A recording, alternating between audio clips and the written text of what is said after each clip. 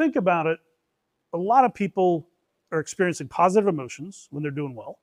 They also have a very relaxed mind. They can think clearly and stuff like that. Your body, on the other hand, is very active. Right? So the goal is to get to a place where your mind is relaxed and your body's in that zone. Right? You can think clearly, but you're ready to rock and roll. When we talk about stress, the first thing we got to talk about is mindset. A lot of people talk about mindset. Napoleon Hill put a book out. If you ever listen to his audiobook, it's hysterical. This guy is old school, deep South. And he has an accent I had a hard time understanding it when he was reading it, because he narrated it as an audiobook. We're going to come back to the neutral and the kind of concept between positive and negative here in a minute, and talk about stress in a minute. But it all starts with the mindset. What your mind believes, your body can achieve. Just a couple of weeks ago, well, we'll see this first. Has anybody seen the movie Caddyshack? You guys as golfers should have all seen it. If you haven't seen it yet, you've got to at some point. This is one of my favorite scenes in the movie.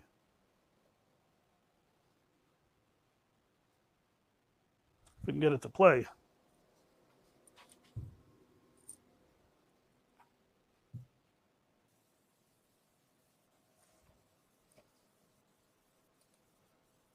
No.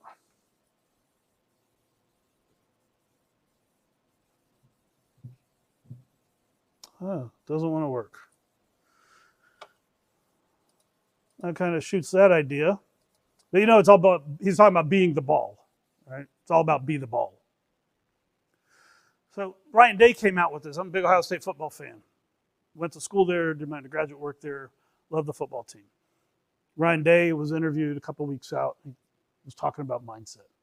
Everything starts with the mindset. Starts with a thought.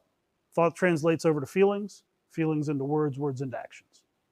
So in other words, what we're dealing with is you start with a thought, it translates over to your feelings, then becomes what you say. You start articulating those feelings, and eventually those become behaviors and actions.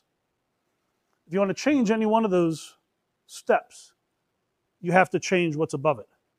It's a lot easier. If you want to change your behavior, don't focus on your behavior. Focus on something upstream. Focus on changing your thoughts. It'll cascade down. It'll cascade down, and you'll eventually, come on down. Eventually, your behaviors will change. But start with the thoughts.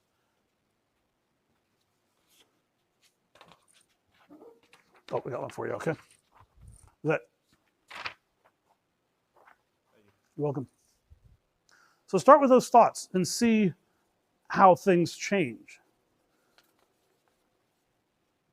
What you think about, what you focus on, where you draw your attention, that's the feelings you generate.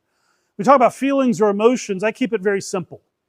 There's positive emotions, which are beneficial and serving, and there's negative emotions that are counterproductive for us. As athletes, there's a lot of gray areas. Okay, some people, you don't have emotions. You just focus on the task at hand. Okay, talk about stress. We'll talk about stress in a lot more detail here in a few minutes. Stress is one of those that serves dual purposes. It's good up to a point, but beyond that point, it falls apart. We got to be able to manage that stress. We got to be able to manage the stress effectively, okay, in real time while you're on the course. Talk about anger. How many people can use anger as a motivating factor here? It's a lot more common for athletes to perform well when they're angry than it is for other people. You start feeling frustrated, you start getting frustrated, eventually it leads to anger. Anger is a much more intense emotion for people. It's a lot more difficult to change, a lot more difficult to perform. Athletes, on the other hand, if you've been athletic for a long time, most of you I would assume have since childhood. I was a competitive swimmer when I was a kid, by the way, for 13 years. I competed in the local, state, national, international competitions. So I know what it's like to be an athlete. I retired going into college. I'd trashed both knees, trashed both shoulders. So I turned down some college scholarships because my body, believe it or not, by the time I was 18, my body had enough of it. But anger is one of those things that can serve as a motivating factor. For me, the best meet of my life, tell the story in my book. It was my freshman year in high school. We were on a relay team. I was part of a relay team swimming the butterfly leg. And we had been together, our relay team had been together the entire year. It was me, my brother, and two other people that swim with us in the year-round program. We were undefeated. I think we may have lost one time going into our district championships. And after warm-ups, my swim coach came up to me and said, "Oh, by the way, we're taking you off the relay team and putting this other guy in." He was 5, 6 seconds slower than I was. We're going to put you on the freestyle relay instead of the individual medley relay. I was livid. I was in tears. I went up to my dad. My dad to this day still doesn't remember saying these words. But I was so pissed. I was so angry. His comments to me changed my life. "Don't give the bitch the satisfaction," were his exact words. And to this day, he still does not remember giving me that advice, but it stuck with me. Why would I let this person control how I perform in that meet? Yeah, I was angry, but I harnessed that anger. And I turned in personal bests in every event that I swam in. On the relay team, it was really funny. The 3 other people I was anchoring the relay, the 3 other people weren't that strong. So by the time I was up getting ready to dive in, we were about 3/4 of a length behind everybody in the relay. And I was so jacked up. Everybody around me was laughing and teasing us. And I was like, yeah, I'd laugh when I get back. And I went on a tear and I beat everybody. We won the relay. We won that heat. We placed 8th in districts. And it was all related to what happened with that woman when she pulled me out. She motivated me. I used anger as a motivating factor. Athletes can do that. Normally people break down when they get angry. So anger is one of those things that can serve as a positive or a negative emotion. When we talk about mindset, mindset determines where you direct your attention, what you focus on, which in turn determines what kind of words you use, how you're perceiving your reality, and eventually it becomes your reality.